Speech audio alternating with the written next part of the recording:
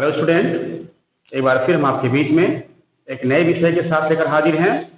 और आज का विषय है मैथ क्लास 8 वाले बच्चों के लिए, जिसका लेसन 1 है। उस लेसन का नाम है rational number. Rational number Hindi में उसको बोलते हैं परिमेय संख्या। तो आज हम आपको रेशनल नंबर के बारे में जो उसकी बेसिक जानकारी होती है उसकी आपको बताएंगे। तो प्लीज़ आप ध्यान से सुनिए, उसको अमल में लाइए और उसकी फेयर कॉपी को उतार कर अपनी पढ़ाई को जारी रखिए। इसके पहले मैं आपको बताना चाहूँगा कि क्लास 8 वाले बच्चे जो लेसन 1 है, काफ़ी लंबा एक्सरसाइज है। उसमें 1 से लेकर के एच तक, 1A से लेकर के 1S तक है। तो इन सारी लेसन्स के जो मेन टॉपिक्स हैं, जो उनके वर्ड्स हैं, उनको मैं क्लियर करूँगा। अगर ये सारी चीज़ें अगर आप स्टडी अच्छे से कर लेते हैं, समझ लेते हैं, तो मैं पूरी गारंटी के साथ कह सकता हूँ कि आप उन सारे एक्सरसाइज के सभी क्वेश्चन को बड़े आसानी तरीके से हल कर पाएंगे। इसके बावजूद भी अगर कहीं कोई दिक्कत आती है तो बेशक आप व्हाट्सअप कीजिए, उसको फोटो खींच करके दीजिए, हमसे फ़ोन पे बात कीजिए, उसका सोल्यूशन आपको मिलेगा। तो आइए चलते हैं, रेशनल नंबर के बारे में पढ़ेंगे। बहुत ही इंपॉर्टेंट है, ये बेस है आगे की आपकी मैथ की पढ़ाई के लिए। तो ध्यान से इन सारी चीज़ों को देखते रहिए और अपनी पढ़ाई को जारी रखिए। तो चलिए चलते हैं, आपको रेशनल नंबर का जो बेसिक कॉन्सेप्ट होता है उसको आपको बताने का प्रयास करेंगे। तो जैसा कि मैंने ब्लैक बोर्ड पर पहले ही लिख दिया है, क्लास 8 सब्जेक्ट मैथ लेसन 1, जिसका नाम है rational number, RATIONAL rational number. इसको हिंदी में हम लोग बोलते हैं परिमेय संख्या। तो परिमेय संख्या होता क्या है, सबसे पहले इसके बारे में कई बार मैंने क्लास में पिछले क्लास में आपको बताया भी होगा। बहरहाल फिर आपको यहाँ पर एक बार बता देते हैं। रेशनल नंबर, जिसको हम लोग हिंदी में बोलते हैं परिमेय संख्या, the number is in the form of A by B where B is not is equal to 0। ठीक है, एक बार फिर से, the number is in the form of A by B where B not is equal to 0। मतलब कि ऐसी संख्या परिमेय संख्या कहलाती है जिसको हम लोग A बटे B के रूप में लिख सकते हैं, अर्थात अंश और हर के रूप में लिख सकते हैं, जहां पर जो हर होता है, जिसको लोग डिनोमिनेटर बोलते हैं, वो 0 नहीं होना चाहिए। उम्मीद है समझ में आ गया कि जो संख्या हम अंश और हर के रूप में लिखते हैं वो सारी संख्या परिमेय संख्या कहलाती है। एक बात गौर रखिएगा, हर 0 नहीं होना चाहिए। और बाकी आप इस बुक से स्टडी करेंगे, उस चीज़ को आप समझेंगे। अगली कड़ी में चलते हैं। रेशनल नंबर्स के कई प्रॉपर्टीज होते हैं, आप बुक में स्टडी करेंगे। हमने लिखा हुआ है कि A by B is equal to C by B। अगर दो रेशनल नंबर दिए हैं, दो परिमेय संख्याएं आपको अलग अलग दिया हुआ है और बीच में इज इक्वल टू का चिन्ह है, तो उसको हम क्रॉस मल्टीप्लाई करते हैं। A से D का मल्टीप्लाई कर देते हैं, इज इक्वल टू B से C का मल्टीप्लाई कर देते हैं, और इसको मल्टीप्लाई करके इसका मल्टीप्लाई करके रिजल्ट आएगा, वो आपका सोल्यूशन होगा। या समझ में? अगली प्रॉपर्टी है, कुछ ऐसे रेशनल नंबर आएंगे आपके सामने जिसको कहा जाएगा कि घटते हुए क्रम में और बढ़ते हुए क्रम में लिखिए। जैसे कुछ भिन्न रेशनल नंबर को आप ऐसे मानिए ना, भिन्न की संख्या जैसे होती है। तो भिन्न संख्या 10 ठो, 3/5, 2/6, 8/4, 9/7 ऐसे दे दिया। आपको कहेगा कि इनको बढ़ते क्रम में सजाइए, फिर बोलेगा इनको घटते क्रम में सजाइए। इसको इंग्लिश में असेंडिंग ऑर्डर बोलते हैं। असेंडिंग ऑर्डर मीन्स बढ़ते क्रम में, और डिसेंडिंग मतलब घटते क्रम में। तो मैं आपको बताऊंगा कि कोई भी दो संख्या या तीन संख्या या चार संख्या दी रहती है तो उसको घटते क्रम में और बढ़ते क्रम में कैसे बताएंगे, चलिए सीखते हैं। तो हमने दो रेशनल नंबर आपके लिए बीच लिया हुआ है।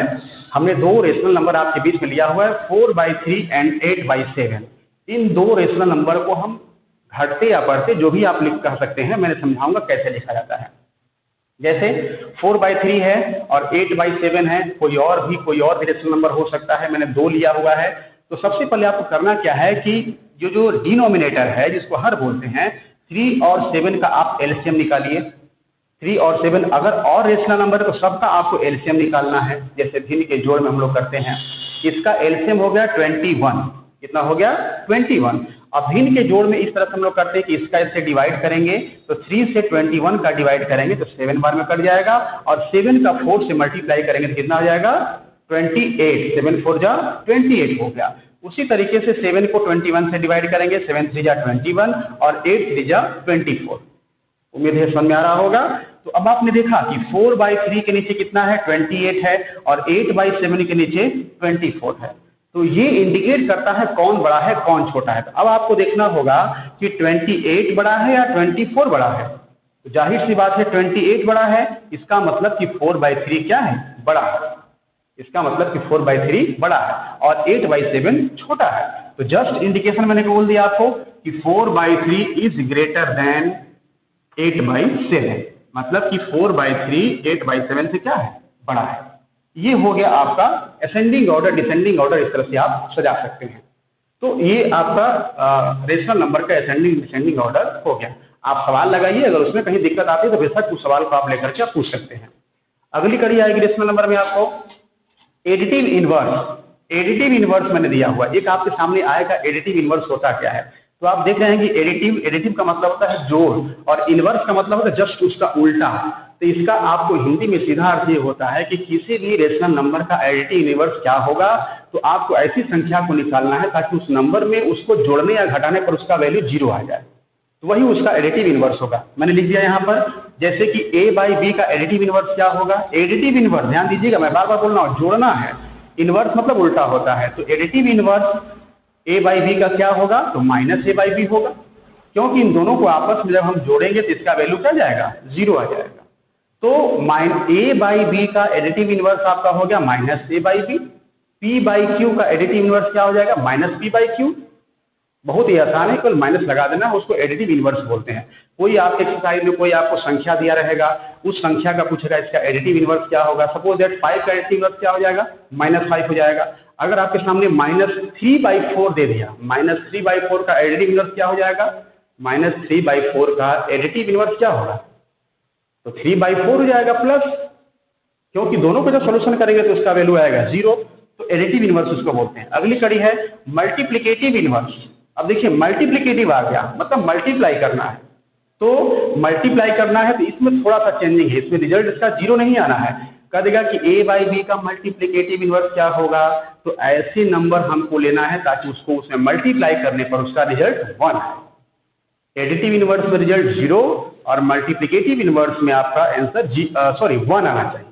तो हमने क्या देखा, a बाई बी का मल्टीप्लिकेटिव इनवर्स क्या होगा, b बाई ए होगा, क्योंकि जब a बाई बी में b बाई ए का मल्टीप्लाई करेंगे तो इसका रिजल्ट क्या आएगा, 1 आएगा। तो इस तरह से आपको मल्टीप्लिकेटिव इनवर्स हो गया। जैसे मान लीजिए कि 2/3 हो गया, सपोज दैट 2/3 है, 2/3 है, तो इसका मल्टीप्लिकेटिव इनवर्स क्या होगा, इसका मल्टीप्लिकेटिव इनवर्स क्या होगा, मतलब आपको ये दिमाग लगाना है कि 2/3 में कितने का मल्टीप्लाई करें ताकि उसका रिजल्ट आपको 1 आ जाए। वेरी सिंपल, इसमें 3/2 का मल्टीप्लाई कर दीजिए, 2 से 2 कैंसिल, 3 से 3 कैंसिल, इसका रिजल्ट आपको 1 आ गया। तो 2/3 का मल्टीप्लिकेटिव इनवर्स 3/2 हो गया, उसका रिजल्ट 1 आ गया। अगली कड़ी में चलते हैं।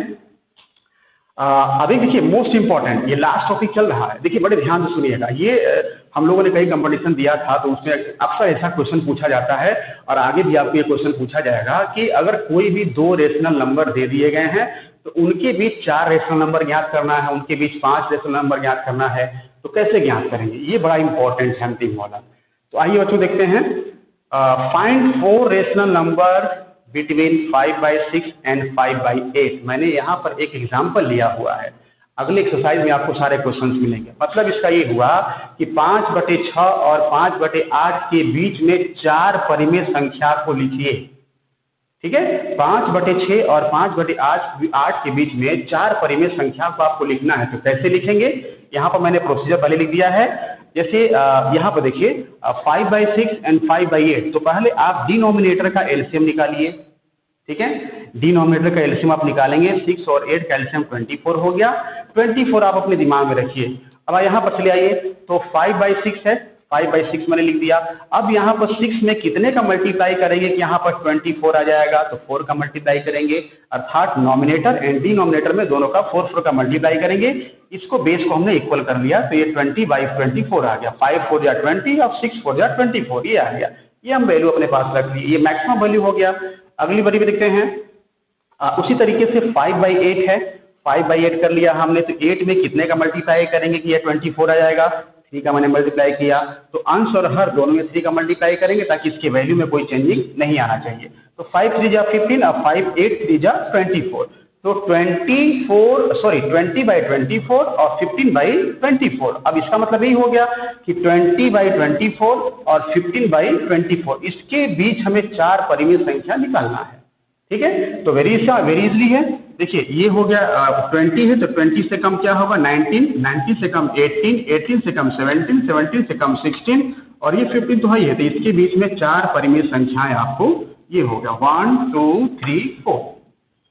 उम्मीद है आपको समझ में आ गया होगा। ये तब समझ में आएगा जब आप अपने एक्सरसाइज में आप इसको लगाएंगे और देखेंगे, एलसीएम निकालेंगे। जैसे जैसे मैंने प्रोसीजर फॉलो किया है, इसको आप अच्छे से देख लीजिए, समझ लीजिए और इसी तरह से फॉलो करेंगे तो आपको पूरा सोल्यूशन आपको मिल जाएगा। अब अगली कड़ी में जो आपको एक्सरसाइज में देखने को मिलेगा, ये मैंने बताया ना कि पहले केवल आपको समरी बता रहे हैं, टॉपिक्स बता रहे हैं। ये सारे टॉपिक्स अगर आप देख लेंगे तो सारा एक्सरसाइज आप सोल्यूशन कर लेंगे। कुछ क्वेश्चन आपको ऐसे आएंगे कि 4/9 ये डिवाइड हो गया 5/12, इसको सोल्यूशन करना है। ठीक है, तो 4/9 ये डिवाइड है 5/12, इसको सोल्यूशन करना है। तो भागा है तो वेरी सिंपल है, 4/9 लिखिए, आप भागे को मल्टीप्लाई में कर दीजिए, कन्वर्ट करेंगे तो इसका डिनोमिनेटर नोमिनेटर हो जाएगा और इसका नोमिनेटर डिनोमिनेटर हो जाएगा, मतलब कि हर अंश हो जाएगा और अंश हर हो जाएगा। तो 5/12, तो इसको हम लिखेंगे 12/5, 3 जा 9 और 4 3 जा 12, ये कट गया ऐसे करके क्रॉस मल्टीप्लिकेशन से। तो इसका मल्टीप्लाई इसका मैंने किया 4 4 जा 16 और 3 5 जा 15, तो ये इसका सोल्यूशन आ गया। इस तरह से आपकी एक्सरसाइज में क्वेश्चन है, मैंने यहाँ पर शॉर्ट भाषा में लिख दिया है। तो इस तरीके से ये सारी चीजें आपको एक्सरसाइज 1A से लेकर के 1H तक आपके जितने एक्सरसाइज है, ये सबका ये सोल्यूशन है, मूल सोल्यूशन है, बेस नॉलेज है। अगर ये आप क्लियर कर लेते हैं तो जाहिर सी बात, ये सारे एक्सरसाइज को बड़े आसानी से आप हल कर लेंगे और इसको आप घर पे करिए और उसके बाद फिर अगली कड़ी में आपको एक्सरसाइज 2, 3 इस तरह से आगे चीज़ों को बताया जाएगा और अगले विषय को लेकर के हम आपके बीच में हाजिर होते रहेंगे। बच्चों, एक बार फिर आपसे आग्रह है कि ध्यान से पढ़िए, मन लगा कर पढ़िए। आपसे पहुँचने तक यही एक माध्यम है, हमारा प्रयास रहता है कि इस वीडियो के माध्यम से आप तक पहुँचें और एक नई नई जानकारी वीडियो के माध्यम से दें। तो आज के लिए बस इतना ही, अगली कड़ी में फिर एक नए विषय के साथ आपके हाजिर होंगे। तब तक के लिए धन्यवाद।